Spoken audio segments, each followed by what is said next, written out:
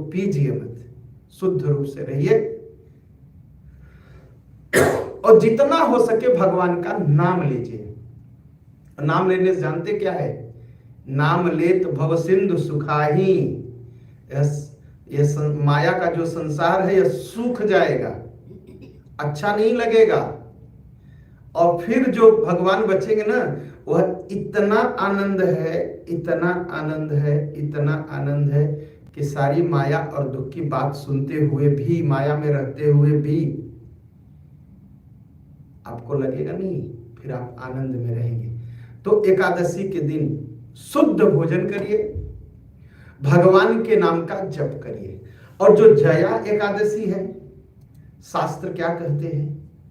स्वयं भगवान श्री कृष्ण ने कहा है कि जया एकादशी व्रत करने का फल क्या है।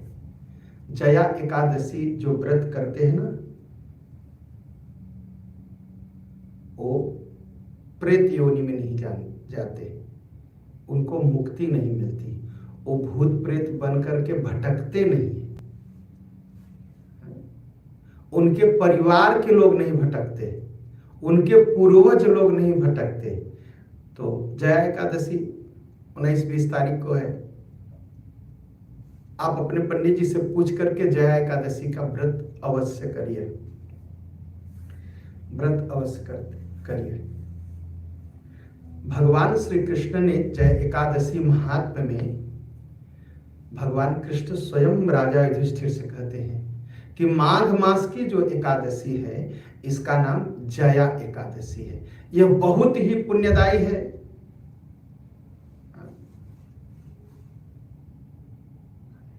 युधिष्ठिर, यह बहुत ही पुण्यदायी है। इस व्रत को करने वाला व्यक्ति नीच योनियों में नहीं पैदा होगा, भूत नहीं बनेगा, प्रेत नहीं बनेगा, पिशाच नहीं बनेगा। अगर भूत प्रेत पिशाच भी इस व्रत को कर ले जाने अनजाने में, तो उनको भूत प्रेत पिशाच योनि से मुक्ति मिल जाती है। कहते हैं कि नंदन वन में एक बार उत्सव चल रहा था, फेस्ट हो रहा था। सिद्ध जुटे थे, देवता जुटे थे, संत जुटे थे, दिव्य पुरुष जुटे थे, गंधर्व जुटे थे, हाँ, और गंधर्व कन्याएं थी। और उस उत्सव में क्या था? बाजे बज रहे थे, गीत हो रहे थे, नृत्य हो रहा था। और उसी सभा में एक माल्यवान नाम का एक गंधर्व बैठा था, और पुष्पवती नाम की एक गंधर्व कन्या नाच रही थी। और पुष्पवती जैसे ही माल्यवान को देखी तो उसको देख करके मोहित हो गई। मोहित होने के बाद माल्यवान को मोहित करने के लिए उसने सारी मर्यादा भूल गई। भाई, नृत्य की भी मर्यादा होती है। कौन सा नृत्य किस तरह किया जाता है, इसकी मर्यादा होती है। कोई बंदर को थोड़ी है डमाडम नृत्य, उसकी मर्यादा होती है। तो पुष्यवती ने क्या किया? मर्यादा भूल गई और माल्यवान के सामने नृत्य करने लगी। और माल्यवान भी आकर्षित हो गया,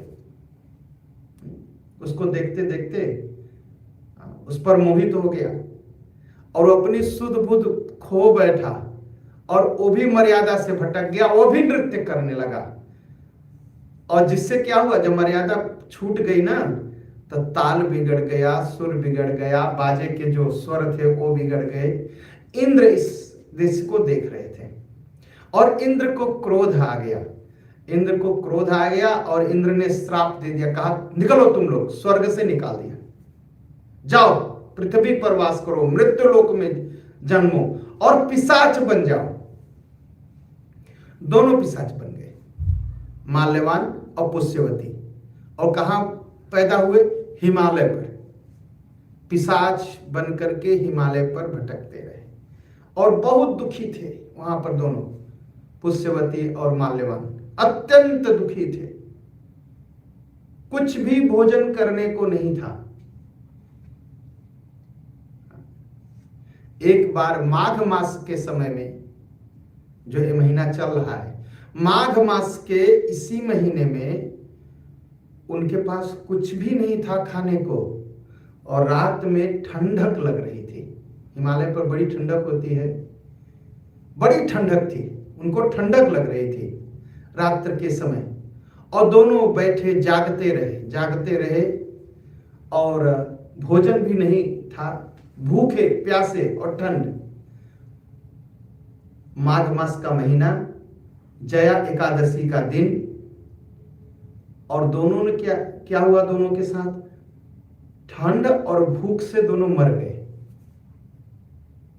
पुष्यवती जो पिशाचिनी बनी थी वो भी, और माल्यवान जो पिशाच बना था, दोनों की शरीर छूट गई, मर गई।